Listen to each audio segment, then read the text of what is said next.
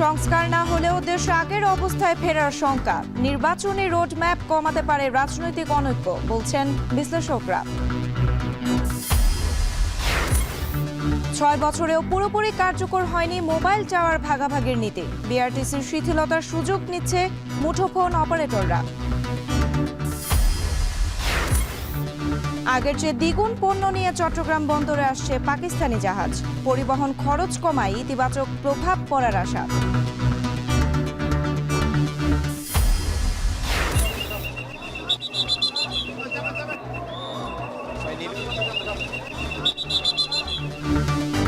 এবং কেরানীগঞ্জে ব্যাংক ডাকাতির চেষ্টা, কিশোরের অ্যাডভেঞ্চার। ধারণা পুলিশের আত্মসমর্পণ করা 3 জনের হাতেই ছিল খেলনা পিস্তল। তারা কোনোভাবে মিসগাইডেড, আমরা ওইটা নিয়ে খতিয়ে দেখছি। তবে আমার কাছে মনে হয়েছে তারা অ্যাডভেঞ্চার হিসাবে নেওয়ার মতো মনে হয়েছে। ওদের প্রত্যেকটা অস্ত্রই ছিল হলো খেলনা অস্ত্র।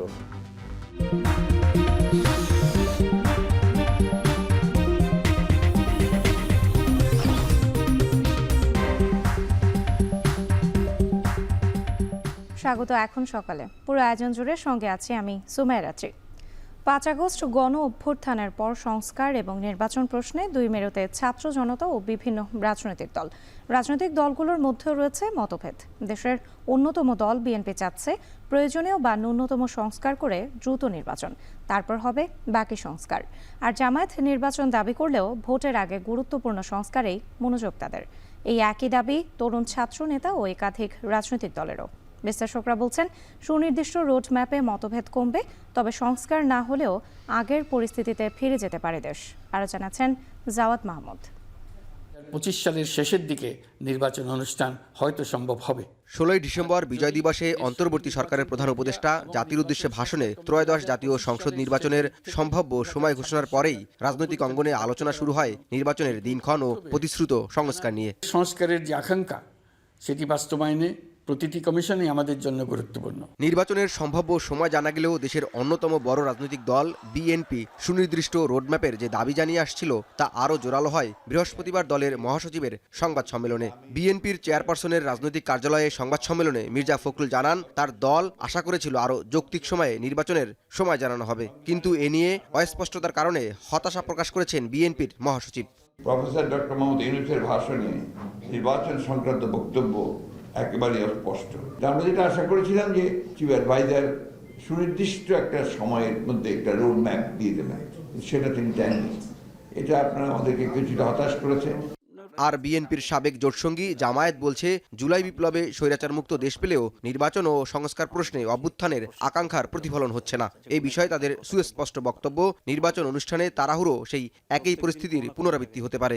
অতীতের মতো গতানুগতিক আরেকটা নির্বাচন যদি হয় মৌলিক কিছু সংস্কার ছাড়া, তাহলে নির্বাচনের গুণগত পরিবর্তন হবে না, দেশ শাসনেও কোনো গুণগত পরিবর্তন হবে না। জামাত কতিপয় বিষয়ে মৌলিক সংস্কার চায় এবং সংস্কার পরেই নির্বাচন চায়। নির্বাচন ইস্যুতে বিএনপির সাথে দ্বিমত দেখা গেল জুলাই অভ্যুত্থানে ভূমিকা পালন করা তরুণ ছাত্রনেতাদের কণ্ঠেও। বৈষম্য বিরোধী ছাত্র আন্দোলনের আহ্বায়ক হাসনাত আবদুল্লাহকে নির্বাচনের আগে সংবিধান ও প্রাতিষ্ঠানিক সংস্কারেই জোর দিতে দেখা গেল। বিএনপি যেটি চাচ্ছে, নির্বাচন পরবর্তী সময়ে যে সংস্কার একটি দীর্ঘমেয়াদী প্রক্রিয়া, নির্বাচন পরবর্তী সময়ে এই সংস্কার প্রক্রিয়াটিকে টেনে নিয়ে যেতে আমরা চাচ্ছি যে আগে সংস্কার হয়ে যাক, তারপর হচ্ছে নির্বাচনটি হোক। দীর্ঘদিন রাজপথে ফ্যাসিবাদ বিরোধী দলগুলোর একাধিক নেতার কণ্ঠেও শোনা গেল সুষ্ঠু নির্বাচনের জন্য নির্বাচন পূর্ব আমূল সংস্কারে জোর দিতে। নির্বাচনের জন্য একটা নির্বাচন কমিশন অলরেডি গঠিত হয়েছে, তার অনেক পাওয়ার আছে। ওইখানে আরও কী করা দরকার সেই কাজটা করতে হবে তাদের। আমাদের তো একটা পুলিশ বাহিনী লাগবে, সেটা একটা সংস্কার করা দরকার, কারণ ওইটা তো একটা খারাপ অবস্থার মধ্যে আমরা আছি, আমরা জানি। আমাদের জনপ্রশাসন, সেইটাও কতগুলো সংস্কারের কাজে লাগবে। তা প্রধানত এই কাজগুলো যদি করতে পারি, আর তোর একটা নির্দলীয় সরকার তো আছেই। সংস্কার করে নির্বাচন করলে জিনিসটা ভালো হবে, আর যদি না হয় পূর্বের অবস্থা বাংলাদেশ ফিরে যেতে পারে। এই জন্য আমরা চাই প্রত্যেকটা সেক্টরে সংস্কার আগে। নির্বাচন ও সংস্কার নিয়ে রাজনৈতিক দলগুলোর যে মতভেদ, সেখানে দ্রুত সংস্কার শেষে সুনির্দিষ্ট রোডম্যাপ দিলে এর অবসান হবে বলে মত রাজনৈতিক বিশ্লেষকের। পাশাপাশি সংবিধান, পুলিশ, প্রশাসন, বিচার বিভাগ ও নির্বাচন ব্যবস্থা সংস্কার না করে নির্বাচন আয়োজন করলে দেশে আবারও ফ্যাসিবাদের পুনর্জন্ম হতে পারে। এখন হয়েছে কি, যেহেতু রোডম্যাপ নাই, সেহেতু খুব অস্পষ্টতা দেখা দিয়েছে। আনসার্টেনিটি দেখা দিয়েছে, ওইটা দূর হবে। জনগণও কিন্তু আশঙ্কা করছে যে সংস্কার না করে যদি ইলেকশন হয় এবং সবাই মনে করি বিএনপি জিতবে, তখন আমরা আবার আগের সেই দখল, হলের মধ্যে ছাত্র রাজনীতির নামে অনাচার, এগুলি তো আমরা কেউই চাই না। প্রত্যাশিত সংস্কার ও দ্রুত নির্বাচনের মাধ্যমেই দেশ গণতান্ত্রিক ধারায় ফিরে আসবে বলে মত রাজনীতিবিদদের। জুলাই গণঅভ্যুত্থানের পর এই সংসদ ভেঙে দিয়ে অন্তর্বর্তী সরকার গঠনের পর থেকেই রাজনীতির মাঠে প্রতিশ্রুত সংস্কার ও নির্বাচন নিয়ে যখন দলগুলোর মধ্যে পরস্পর বিরোধী অবস্থান স্পষ্ট হয়ে ওঠে, তখন রাজনৈতিক বিশ্লেষকদের মত নির্বাচন কিংবা সংস্কারের ধীরগতি দেশে নতুন করে সংকট বয়ে আনবে। জাওয়াদ মাহমুদ, এখন, ঢাকা।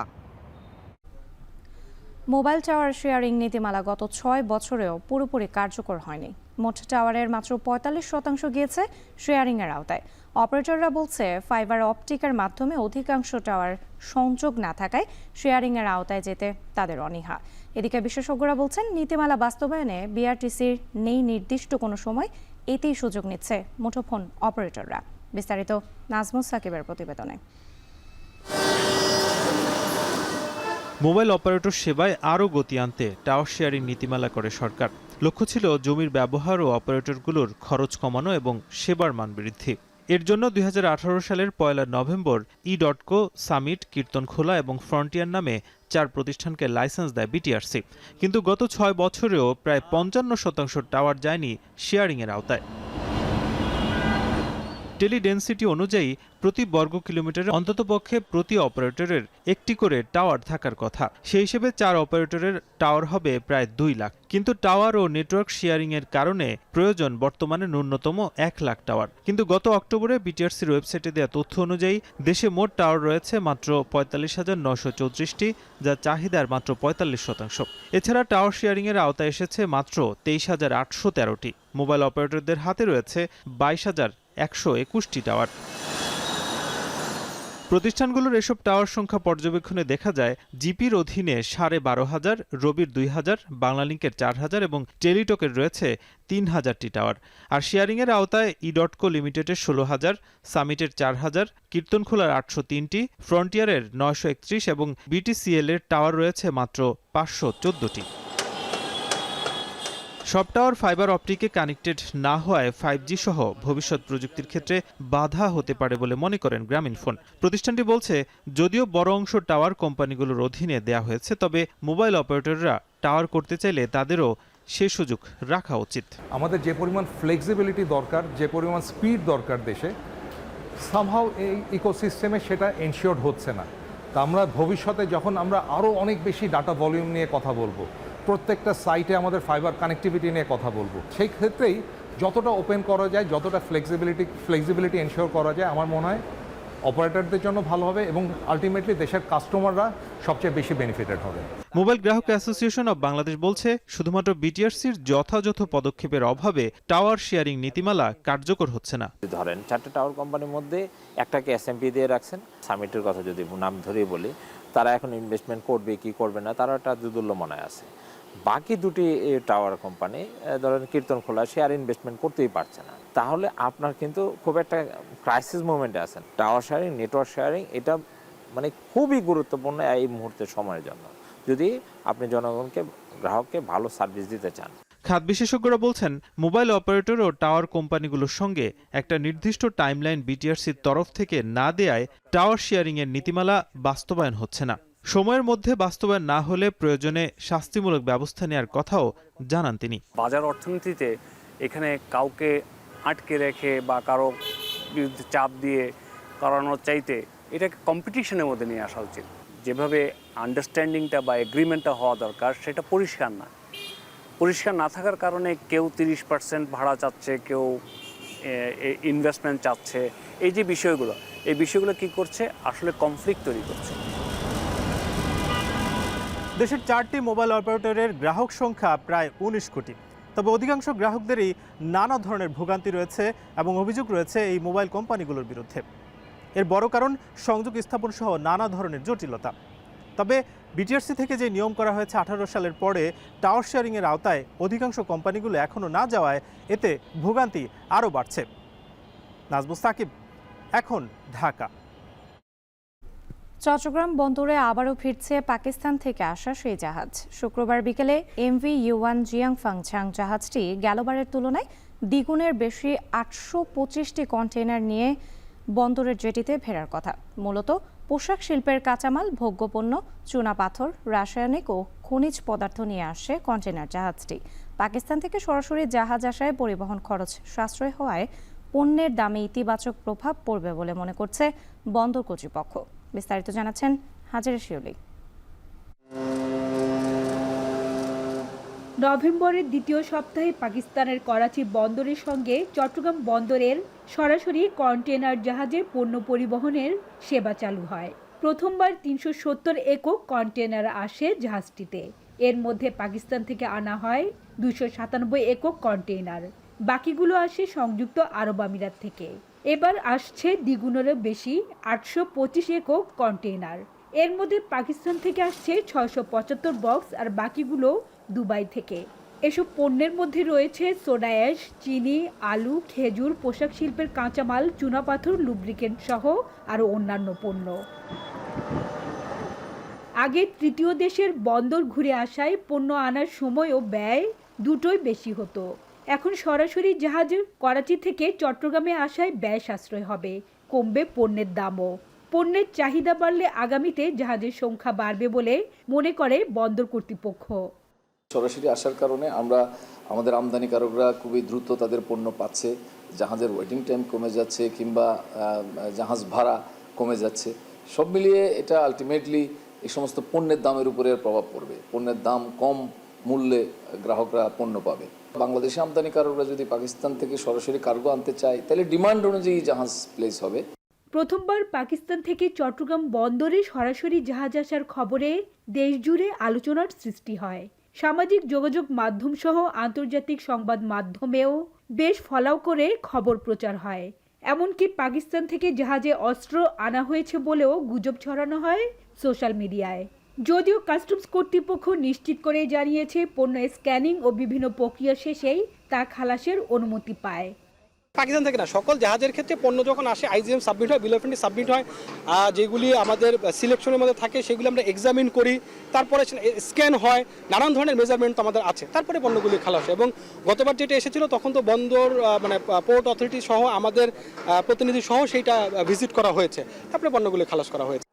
কন্টেইনার নামিয়ে ফিরতি পথে চট্টগ্রাম বন্দর থেকে 1200 একক কন্টেইনার নিয়ে জাহাজটি ইন্দোনেশিয়ার বেলোয়ান, মালয়েশিয়ার পোর্ট কেলাং ও ভারতের মুদ্রা বন্দর হয়ে আমিরাতের জেবেল আলী বন্দরে পৌঁছাবে। জাহাজটি 38 থেকে 42 দিন পরে একবার আমিরাত থেকে করাচি হয়ে চট্টগ্রাম বন্দরে ভিড়ছে। হাজেরা শিউলি, এখন চট্টগ্রাম। কিশোরগঞ্জে ব্যাংক ডাকাতের চেষ্টা করতে গিয়ে আটক 3 জনের 2 জনের বয়স 16 বছরের নিচে, আরেকজনের 22। এই 3 জনই খেলনা পিস্তল নিয়ে কেরানীগঞ্জের রূপালী ব্যাংক শাখার 10 জন কর্মকর্তা কর্মচারী ও 6 গ্রাহককে জিম্মি করে বলে জানিয়েছে পুলিশ। তাদের ধারণা, সিনেমা দেখে এমন অ্যাডভেঞ্চার করার চেষ্টা করেছিল এই কিশোর তরুণরা। এর আগে প্রায় 3.5 ঘন্টা পর জিম্মিদের মুক্ত করে যৌথ বাহিনী। একই সঙ্গে খেলনা পিস্তল নিয়ে ডাকাতি করা 18 লাখ টাকা তাদের কাছ থেকে উদ্ধার করা হয় বলে জানিয়েছে পুলিশ। বিস্তারিত থাকছে প্রতিবেদনে। বৃহস্পতিবার বেলা 2টা হুট করেই কেরানীগঞ্জের রূপালী ব্যাংক জিঞ্জিরা শাখায় ডাকাতের হানা। চারদিকে ছড়িয়ে পড়ে ব্যাংকটির কর্মকর্তা কর্মচারী ও গ্রাহকদের অস্ত্রের মুখে জিম্মি করে ফেলেছে অস্ত্রধারীরা। মসজিদের মাইকেও ঘোষণা হয় ডাকাতির খবর। চারপাশ ঘিরে ব্যাংকটির প্রধান ফটকে তালা ঝুলিয়ে দেয় এলাকাবাসী।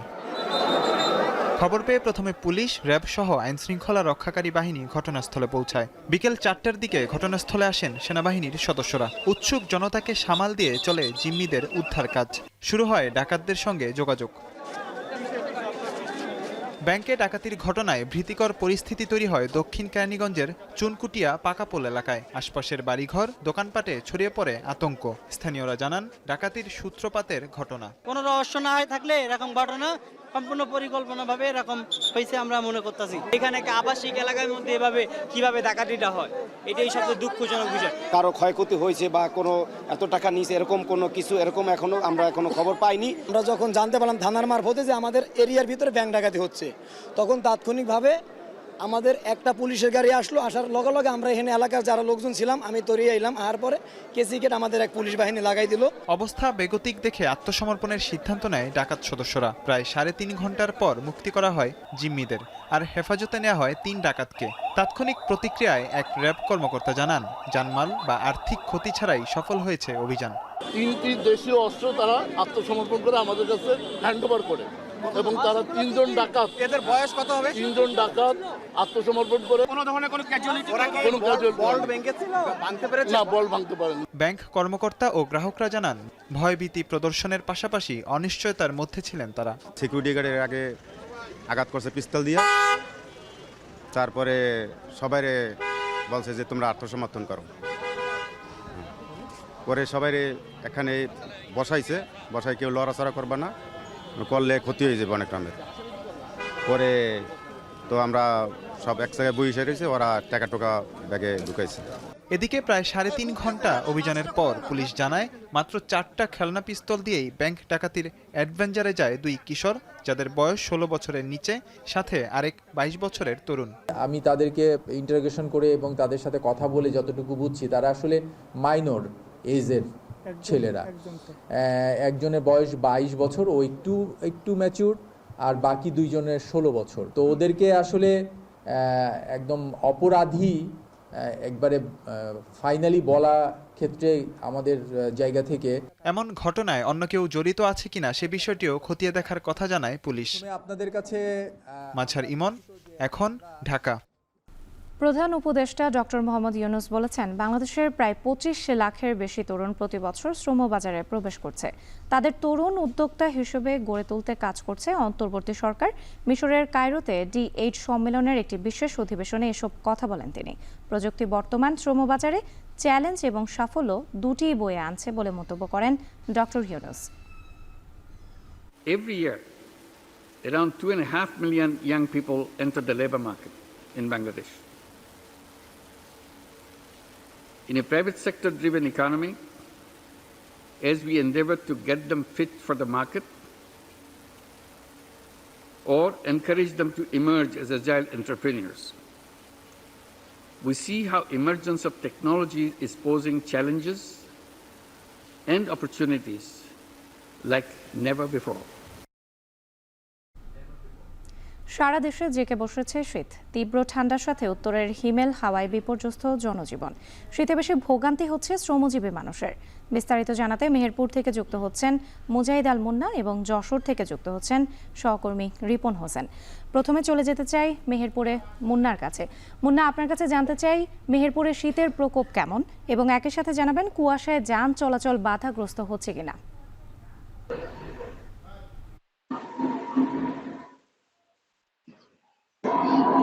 রাত্রি আপনাকে জানিয়ে রাখি, মেহেরপুর কিন্তু শীত প্রধান জেলা। এখানে প্রতি বছরই প্রচুর পরিমাণে শীত পড়ে এবং সারা দেশের মধ্যে প্রায়ই কিন্তু সর্বনিম্ন তাপমাত্রার এখানে হয় মেহেরপুর এবং চুয়াডাঙ্গা অঞ্চলে। আজ সকাল 6টার সময় চুয়াডাঙ্গা আবহাওয়া অফিস এই জনপদে সর্বনিম্ন তাপমাত্রা রেকর্ড করেছে 12.3 ডিগ্রি সেলসিয়াস। সেই সাথে বাতাসের আর্দ্রতা ছিল 96%। আমি আপনাকে জানিয়ে রাখি, বাতাসের আর্দ্রতা যদি কমতে থাকে তাহলে কিন্তু শীত আস্তে আস্তে কেটে যায়। যেহেতু প্রায় 100-র কাছাকাছি বাতাসের আর্দ্রতা, সেই ক্ষেত্রে প্রচুর পরিমাণে ঠান্ডা কিন্তু পড়ছে। যদিও গত কয়েকদিন আগেই মেহেরপুরের উপর দিয়ে মৃদু শৈত্য প্রবাহ বয়ে গেছে, যেটি এখন কেটে গেছে। এবং কুয়াশার কথা আপনি বলেছেন, কুয়াশা আসলে ভোর থেকে শুরু করে কিন্তু কুয়াশার দাপট থাকছে, তবে বেলা বাড়ার সাথে সাথে কিন্তু কুয়াশাটা কেটে যাচ্ছে। কিন্তু সারাদিনই কিন্তু শীতের যে প্রকোপ সেটি কিন্তু থেকেই যাচ্ছে। বিশেষ করে যারা একটু বয়স্ক মানুষ, তারা কিন্তু সারাদিনই কোনো না কোনো গরম কাপড় পরে কিন্তু কাটাতে হচ্ছে। যদিও সূর্য দেখা থাকলেও তার প্রভাব কিন্তু খুব একটা জনজীবনে পড়ছে না। আবার আমি যদি আপনাকে জানিয়ে রাখি, মেহেরপুরে শীতের কারণে কিন্তু সব ধরনের কাজই কিন্তু ব্যাঘাত ঘটছে। বিশেষ করে যারা শ্রমজীবী মানুষ, যারা দিন আনে দিন খায়, বা রিক্সা চালক, ভ্যান চালক, ইজি বাইক চালক, এদের কাছে কিন্তু শীত একটা বড় কঠিন বিষয়। কারণ একদিকে তারা যেমন শীত নিবারণের জন্য গরম কোনো কাপড় নাই, আবার অন্যদিকে তাদের যে প্রতিদিনের কাজ, সেই কাজ কিন্তু শীতের কারণে ঠিক মতো করতে পারছে না। আমি দেখেছি রাস্তাঘাটে অনেকেই খড় পুড়িয়ে কিন্তু শীত নিবারণের চেষ্টা করছে। আমি আবহাওয়া অফিসের সাথে কথা বলেছি, আগামী জানুয়ারির ফার্স্ট উইকের দিকে বা আপনার এই মাসের শেষ দিকে কিন্তু তাপমাত্রা আরো কমতে পারে। অর্থাৎ গত বছরে আমাদের এই অঞ্চলে প্রায় 7 ডিগ্রি তাপমাত্রাতে নেমেছিল।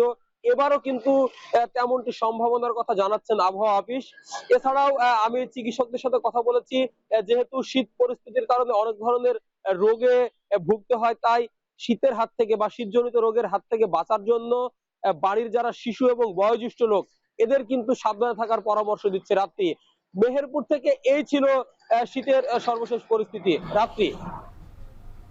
এবার যেতে চাই যশোরে সহকর্মী রিপন হোসেনের কাছে। রিপন, আপনার কাছে জানতে চাই, যশোরে আজকে তাপমাত্রা কেমন দেখতে পাচ্ছেন? কিছুক্ষণ আগে মুন্নার কাছ থেকে শুনছিলাম মেহেরপুরে কিন্তু শৈত্যপ্রবাহ চলছে, মৃদু শৈত্যপ্রবাহের কথা তিনি বললেন।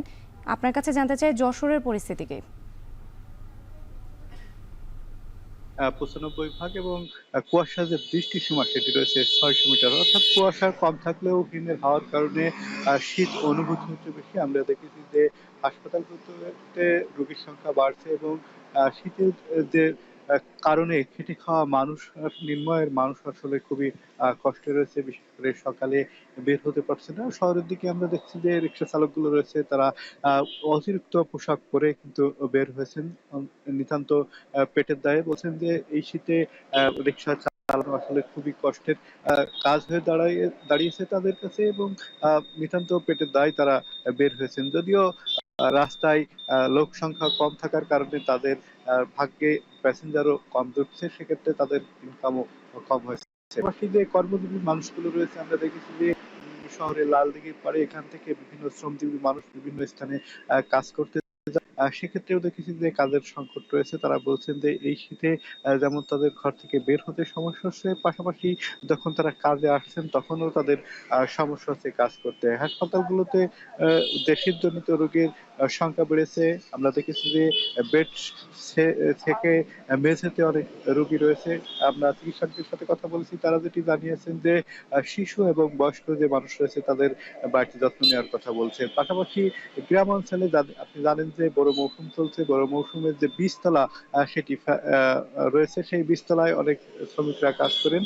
সেক্ষেত্রে এই শীতে কাজ করতে তাদের সমস্যা হচ্ছে এবং পাশাপাশি সবজির জোন রয়েছে, ফুলের জোন রয়েছে, এই অঞ্চলে মানুষ কিন্তু এই কাজগুলো করে থাকে। এই শীতে তাদেরও কিন্তু কাজ করতে সমস্যা হচ্ছে। সব মিলে প্রাণীকুলের সমস্যা হচ্ছে, সাধারণ মানুষ, খেটে খাওয়া মানুষ আসলে খুবই সমস্যা রয়েছে। যেহেতু 10 থেকে 15 ডিগ্রির মধ্যে সর্বনিম্ন তাপমাত্রা থাকছে এই মাস ধরেই আমরা দেখেছি। তবে আবহাওয়া অধিদপ্তরের তথ্য মতে সামনের দিন কিন্তু আরো শীতের তীব্রতা বাড়ার সম্ভাবনা রয়েছে, এমনটি কিন্তু তারা জানিয়েছেন। সব মিলে সাধারণ মানুষ আসলে কষ্টে রয়েছে, যারা খেটে খাওয়া মানুষ রয়েছে তারা আসলে খুবই কষ্টের মধ্যে দিন যাপন করছেন। আমরা দেখেছি যে শহরের দিকে রাস্তায় লোক সংখ্যা খুবই কম রয়েছে, যদিও আজকে শুক্রবার, সে কারণে ছুটির দিন থাকায় আরো অনেক মানুষ ঘর থেকে কম বের হয়েছেন। তবে ঈদের দিনগুলোতে আরো কিন্তু বাড়বে। সব মিলে এই ছিল শীতের খবর আমার কাছে। রাত্রি। মেহেরপুর ও যশোরে বেড়েছে শীতের তীব্রতা, সে খবরই জানাচ্ছিলেন সহকর্মীরা। ব্রাহ্মণবাড়িয়ায় পরিবেশ আইনকে বুড়ো আঙুল দেখিয়ে বছরের পর বছর চলছে বহু অবৈধ ইট ভাটা। চলতি মৌসুমে সেসব ভাটায় চলছে ইট পোড়ানোর প্রস্তুতি। তবে পরিবেশ বিধ্বংসী এই কার্যক্রম বন্ধে কার্যকর উদ্যোগ নেই সংশ্লিষ্ট দপ্তরের। এছাড়া ছাড়পত্র থাকলেও অনেক ভাটায় নিম্নমানের কয়লা পোড়ানো বাড়ছে বায়ু দূষণ। বিস্তারিত আজিজুল সঞ্চয়ের প্রতিবেদনে। কোনোটি বিদ্যালয়ের পাশে, আবার কোনোটি লোকালয়ে। আইনের এমন ব্যত্যয় ঘটিয়ে ব্রাহ্মণবাড়িয়ায় দীর্ঘ সময় ধরে ব্যবসা পরিচালনা করছে ইটভাটাগুলো। এছাড়া ইট তৈরির জন্য মাটি কাটা হচ্ছে ফসলি জমি থেকে, নষ্ট হচ্ছে জমির উর্বরতা। অধিকাংশ ইটভাটারই নেই পরিবেশ অধিদপ্তরের ছাড়পত্র। হাওর নদী দখলের পাশাপাশি জনবসতিপূর্ণ এলাকায় ইটভাটা গড়ে তোলার কারণে ঝুঁকির মুখে জনস্বাস্থ্য। লোকালয়, শিক্ষা প্রতিষ্ঠান ও কৃষিজমির পাশে গড়ে ওঠা ইটভাটার কালো ধোঁয়ায় বাড়ছে বায়ু দূষণ। প্রতিবছর অক্টোবর থেকে জুন মাস পর্যন্ত ইট ব্যবসার মৌসুম। এই সময়ে বৈধ ভাটার পাশাপাশি অবৈধ ভাটাগুলোতেও চলছে ইট তৈরি ও পোড়ানোর প্রস্তুতি। এমন অবস্থায় পরিবেশ বিপর্যয় ঠেকাতে ব্লক ইটের ব্যবহার বাড়ানো এবং অবৈধ ভাটা বন্ধে প্রশাসনের কঠোর হওয়ার দাবি নদী ও প্রকৃতি সুরক্ষা সংগঠনের। যে পরিমাণ জরিমানা হচ্ছে এ দিয়ে কিন্তু আমাদের পরিবেশের যে ক্ষতিটা হচ্ছে তা কিন্তু আমরা পুষিয়ে দিতে পারছি না, এবং আমাদের এখন সিদ্ধান্ত নিতে হবে যেভাবে রাজনৈতিক মহলের বা রাজনৈতিক প্রভাব খাটিয়ে যে ইটভাটাগুলো পরিচালিত হয়েছে অবৈধভাবে, সেগুলো যেন বন্ধ করে দেওয়া হয়। এদিকে অবৈধ ইটভাটা যেন আর চালু না হয় সে বিষয়ে ব্যবস্থা নেওয়ার আশ্বাস পরিবেশ অধিদপ্তর ও জেলা প্রশাসনের। প্রত্যেকটা জেলায় ইটভাটা, অবৈধ ইটভাটা ভাঙার জন্য লুবেট, ভেকু, এক্সকেভেটর প্রোভাইড করা হবে। 6 কোটি টাকার একটা প্রজেক্ট। প্রত্যেকটা ইটভাটাকে চিঠি অলরেডি দিয়ে দিয়েছি যে আপনারা অবৈধ ইটভাটা চালাবেন না। আইনগতভাবে যদি তারা মানে আমাদের ক্রাইটেরিয়া ফিল আপ করে নিতে পারে, ওকে। যদি এর মধ্যে কোনো ডেফিসিট থাকে সেটা আমরা একবার নোটিশ দিব আর কি, দিয়ে যদি ইয়ে হয় তাহলে আমরা তারা যদি ফিল আপ করতে পারে নো প্রবলেম। কিন্তু অবৈধ যেগুলো আছে তার বিরুদ্ধে একদম আমাদের কড়া নির্দেশনা আছে যে এইগুলোকে বিনষ্ট করতে হবে। পরিবেশ অধিদপ্তরের তথ্য মতে ব্রাহ্মণবাড়িয়ায় মোট 177টি ইটভাটা রয়েছে, যার মধ্যে 107টিরই বৈধতা নেই। আজিজুল সঞ্চয়, এখন ব্রাহ্মণবাড়িয়া। জামালপুরের ঐতিহ্যবাহী কাঁসা শিল্প এখন বিলুপ্তির পথে। কালের বিবর্তন, কাঁচামালের মূল্যের বৃদ্ধি ও দক্ষ শ্রমিকের অভাবে হারাতে বসেছে শত বছরের এই শিল্প। অথচ একসময় বিশ্বজোড়া খ্যাতি ছিল এই শিল্পের। জুয়েল রানার প্রতিবেদন।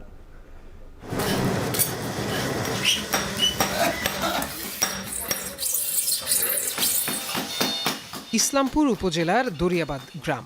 এই গ্রামের কাঁসারি পাড়ায় এখনও টিকে আছে কাঁসা শিল্প। অনিল কর্মকারের বংশ পরম্পরার পেশা ছিল এই শিল্প। কারখানায় ভোরের রোদ ফোটার সাথে শুরু হয় শ্রমিকদের দিনভর পরিশ্রম।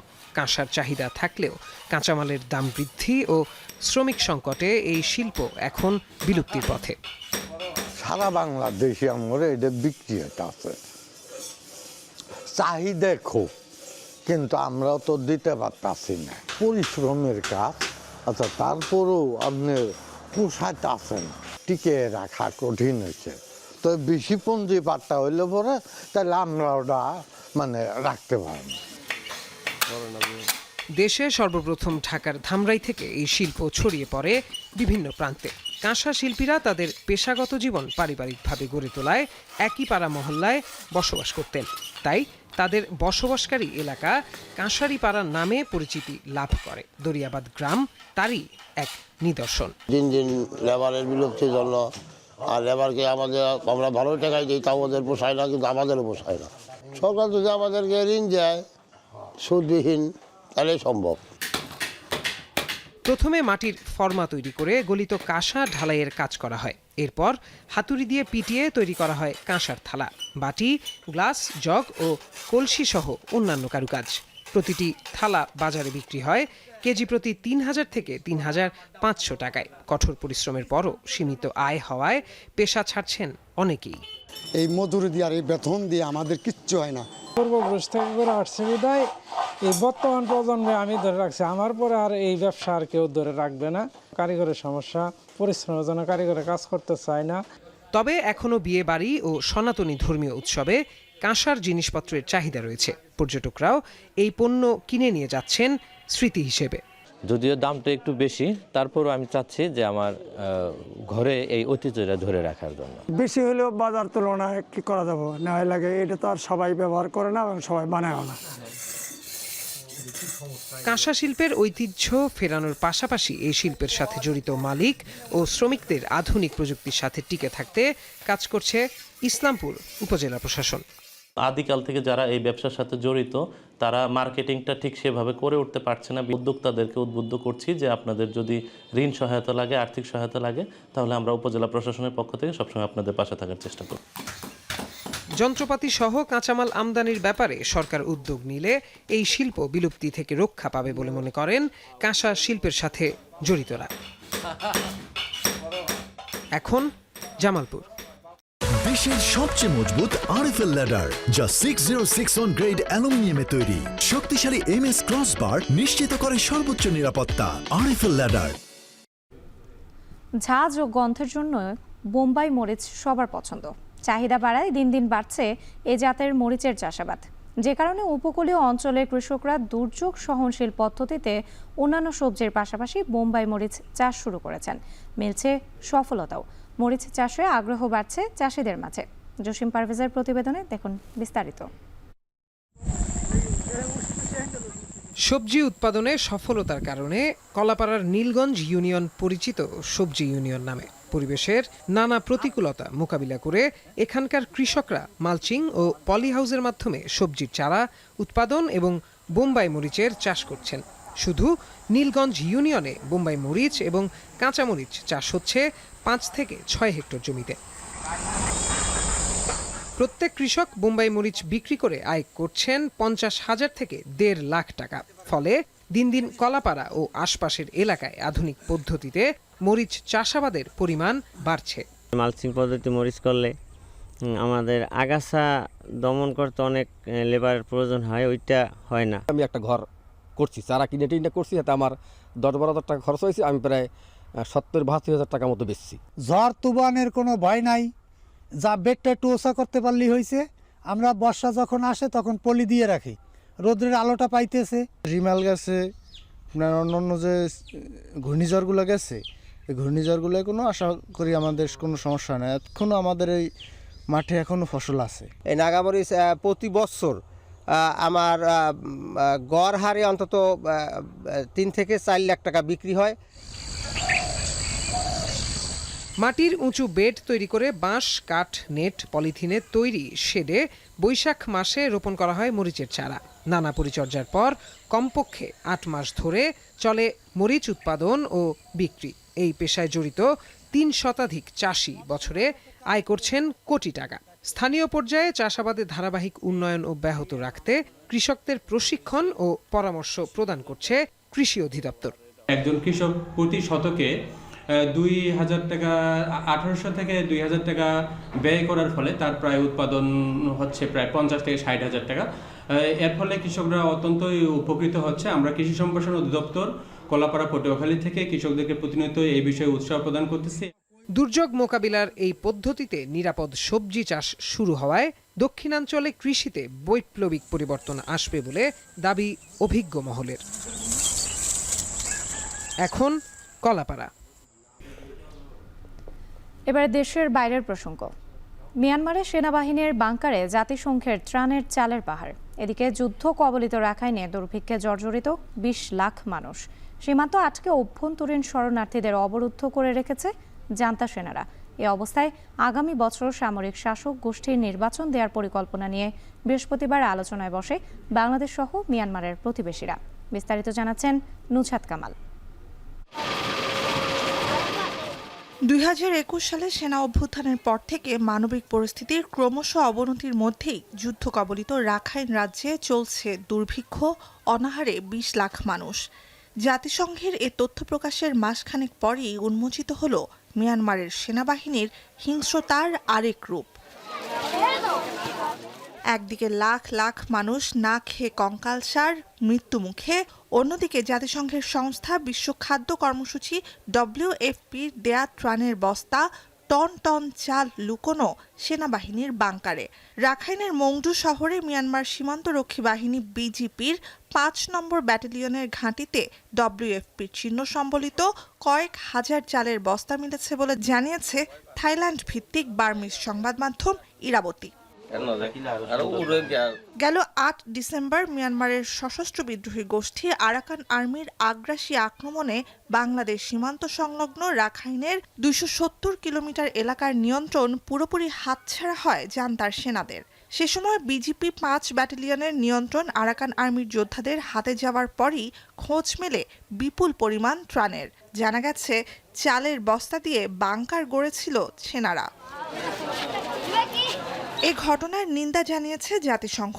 6 মাস আগেই মংডুর একটি গ্রামে WFPর গুদামে লুটপাট ও অগ্নিসংযোগের অভিযোগ উঠেছিল সেনাবাহিনীর বিরুদ্ধে।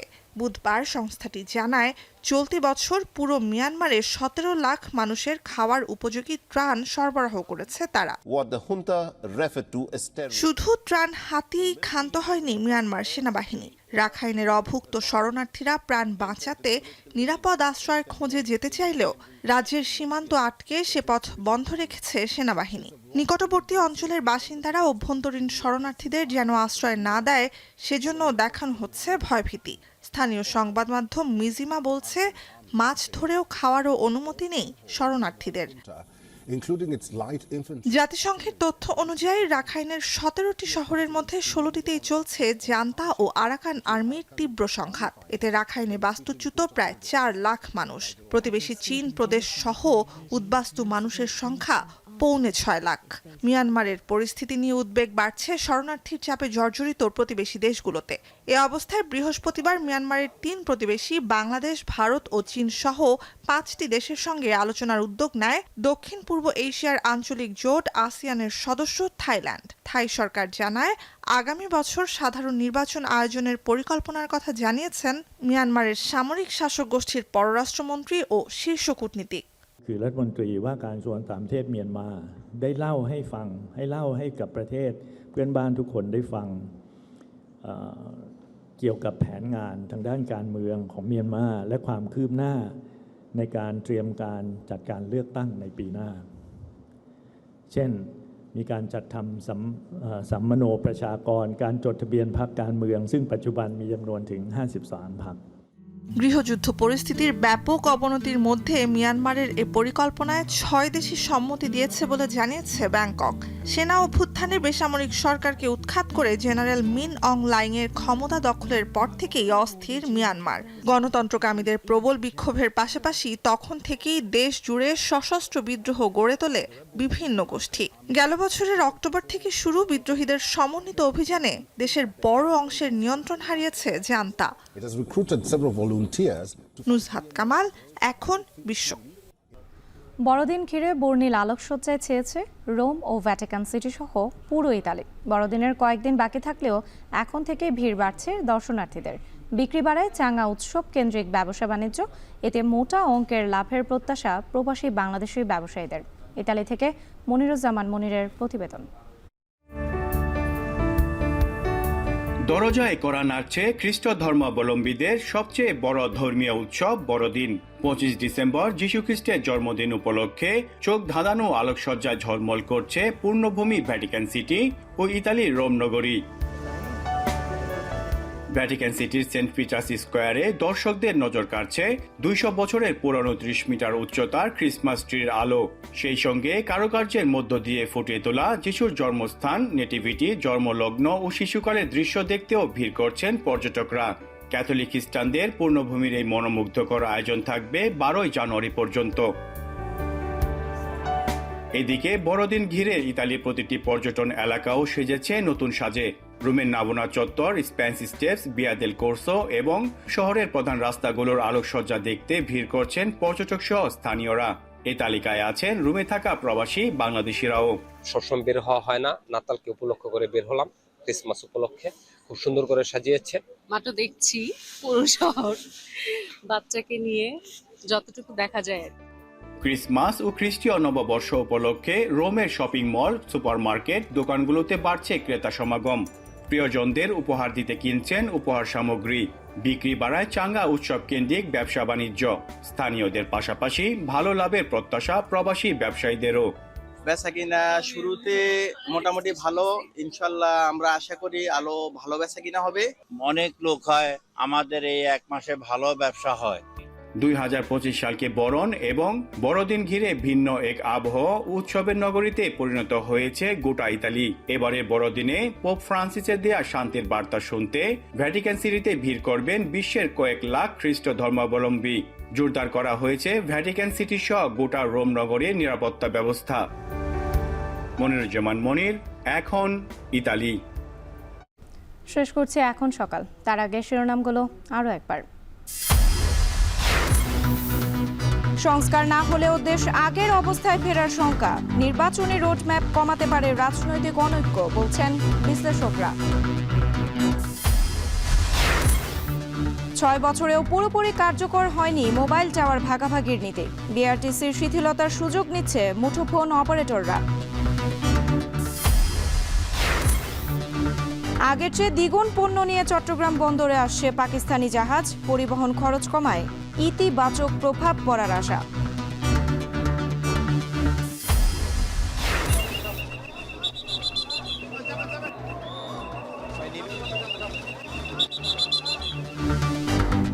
এবং কেরানীগঞ্জে ব্যাংক ডাকাতির চেষ্টা, কিশোরদের অ্যাডভেঞ্চার। ধারণা পুলিশের, আত্মসমর্পণ করা 3 জনের হাতেই ছিল খেলনা পিস্তল। তারা কোনোভাবে মিসগাইডেড, আমরা ওইটা নিয়ে খুঁটিয়ে দেখছি। তবে আমার কাছে মনে হয়েছে তারা অ্যাডভেঞ্চার হিসাবে নেওয়ার মতো মনে হয়েছে। ওদের প্রত্যেকটা অস্ত্রই ছিল হলো খেলনা অস্ত্র। এই ছিল এখন সকালের আয়োজনে। এখন টেলিভিশন ওয়েবসাইটে দেখতে ভিজিট করুন www.ekon.tv। এছাড়া ফেসবুকে দেখতে ভিজিট করুন facebook.com/tv.ekon এবং ইউটিউবে এখন টেলিভিশন দেখতে ভিজিট করুন youtube.com/c/ekontv।